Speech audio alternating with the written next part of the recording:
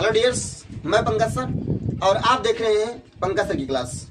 आज की इस वीडियो के माध्यम से आपको बताएंगे कि अलंकार क्या होता है और अलंकार को हम पेपर में कैसे पहचान पाएंगे कि किस पंक्ति में कौन सा अलंकार है।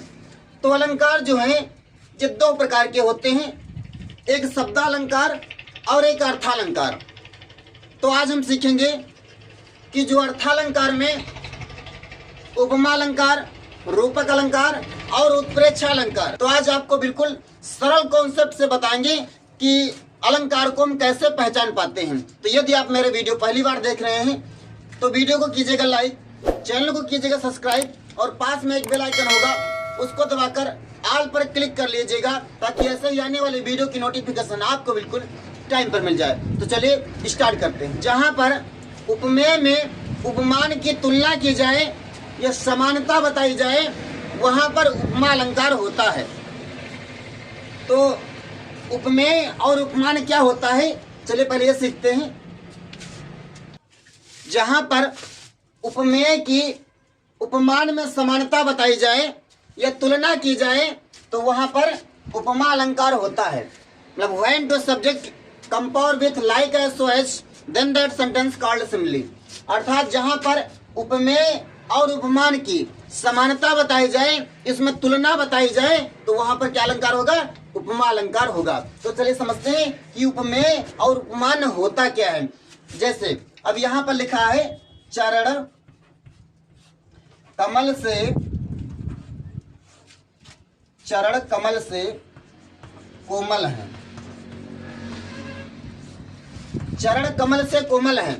अब यहाँ पर हमको देखना कि जो चरण है ये क्या है, ये उपमेय है और जो कमल है ये क्या है, ये उपमान है। तो जहाँ पर एक व्यक्ति की, एक वस्तु की, एक स्थान की तुलना दूसरे किसी व्यक्ति, वस्तु, स्थान के साथ में की जाती है, जैसे लिखा चरण, चरण कमल से कोमल है, तुम कैसे पहचान पाएंगे कि इसमें कौन सा अलंकार है। देखिए जैसे पीपर पात सरिस मन डोला,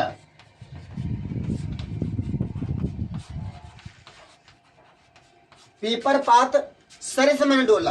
अब कैसे पहचान पाएंगे कि इसमें उपमा अलंकार है या रूपक अलंकार है या उत्प्रेक्षा अलंकार है। आप लोग इसको देख पा रहे हो कि चरण कमल, तो इसमें रूपक अलंकार होता है, किंतु इसके बाद में से लगाया है इसलिए इसमें कौन सा अलंकार होगा, उपमा अलंकार हो जाएगा। अभी एक एक करके सारे कॉन्सेप्ट बताता हूँ।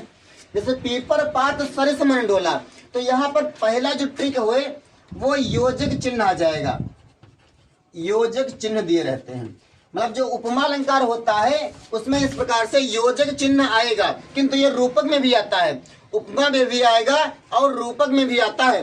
दूसरा है सा सी से सरिस, सा सी से और सरिस, ये इसकी पहचान होती है कि उपमा अलंकार कहां पर होगा, जहां पर सा सी से सरिस आ जाए या योजक चिन्ह आ जाए, एक व्यक्ति, एक वस्तु, एक स्थान की समानता या तुलना किसी दूसरे व्यक्ति, वस्तु, स्थान के साथ में की जाती है तो वहां पर उपमा अलंकार होता है। जैसे पीपर पात सरिस मन डोला, अर्थात सरिस का मतलब के समान, सा सी से सरिस आ जाए तो वहां पर उपमा अलंकार होगा। तो पीपर पात अर्थात पीपर के पत्तों के समान, मन का मतलब मन, हृदय, डोला डोल रहा है, अर्थात पीपर पात, ये पीपर क्या हो जाएगा, ये उपमेय हो जाएगा और मन क्या हो जाएगा, उपमान हो जाएगा। तो जहां पर एक व्यक्ति, एक वस्तु, एक स्थान की तुलना दूसरे किसी व्यक्ति, वस्तु, स्थान के साथ में की जाती है तो वहां पर उपमा अलंकार होता है। तो इस प्रकार से आपको पेपर में पहचानना है कि उपमा अलंकार कहां पर होगा, जहां पर योजक चिन्ह दिए रहेंगे, जिसमें साथ सी से सरिस आ जाएगा वहां पर उपमा अलंकार होगा। आपसे कभी भूल नहीं होगी। इस प्रकार से आप पढ़िए, आपके नंबर पूरे आएंगे। तो जहां पर योजक चिन्ह साथ सी से सरिस आ जाए तो वहां पर क्या होगा, उपमा अलंकार हो जाएगा। चलिए दूसरा सीखते हैं, रूपक अलंकार कैसे पहचान पाएंगे। तो जो रूपक अलंकार होता है तो इसकी परिभाषा होती है जहां पर उपमेय में उपमान का कोई भेद ही ना हो। मतलब जहां पर उपमेय में उपमान का भेद रहित आरोप हो, उसमें भेद को समाप्त कर दिया गया हो, वहां पर क्या अलंकार होता है, रूपक अलंकार होता है। इसमें मैंने आपको बताया है कि जहां पर एक व्यक्ति एक वस्तु की तुलना दूसरे किसी व्यक्ति वस्तु के साथ में की जाती है तो उपमा अलंकार। इसमें योजक चिन्ह दिया रहता है और सा सी से सरिस दिया रहता है, सा सी से सरिस। इसमें भी तुलना की जाती है, एक व्यक्ति की तुलना दूसरे के साथ में की जाती है किंतु उसके साथ साथ में सा सी से सरिस आ जाता है। इसमें भी एक व्यक्ति की तुलना दूसरे व्यक्ति से की जाती है किंतु इसमें सा सी से सरिस नहीं आता है किंतु योजक चिन्ह दिया रहता है। When two subject come forward without like SOS then that sentence called metaphor। अर्थात रूपक अलंकार वहां अलंकार होता है जहां पर एक व्यक्ति एक वस्तु की तुलना दूसरे व्यक्ति के साथ में की जाती है किंतु उसमें समानता नहीं होती है, समानता को समाप्त कर दिया जाता है, वहां पर रूपक अलंकार होता है। जैसे चरण कमल, चरण कमल बंधव हरिराई, अगर जिसमें आपको पहचानना है कि कौन सा अलंकार है तो इसमें रूपक अलंकार हो जाएगा।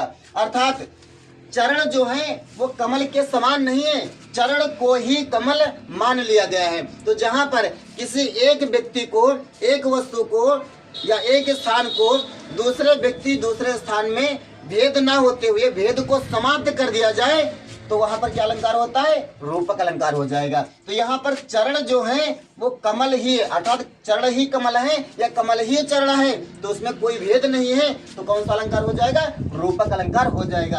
अगर जो ऐसा आ रहा है कि चरण कमल के समान है या चरण कमल से कोमल है, कर कमल सा कोमल है, तो कौन सा अलंकार हो जाएगा? उपमा अलंकार हो जाएगा। तो उपमा में सा सी से सरिस आ जाता है, समानता बताई जाती है किंतु इसमें समानता को समाप्त कर दिया जाता है, तो वहां पर क्या होता है? रूपक अलंकार हो जाता है। जहां पर उपमेय को ही उपमान मान लिया जाता है, इसमें मैंने आपको बताया कि जहां पर एक व्यक्ति की तुलना दूसरे व्यक्ति के साथ में की जाती है, रूपक अलंकार में मैंने आपको बताया जहां पर एक व्यक्ति की तुलना दूसरे व्यक्ति के साथ में की जाती है किंतु उसमें भेद को समाप्त कर दिया जाता है, एक व्यक्ति को ही दूसरा वाला व्यक्ति मान लिया जाता है।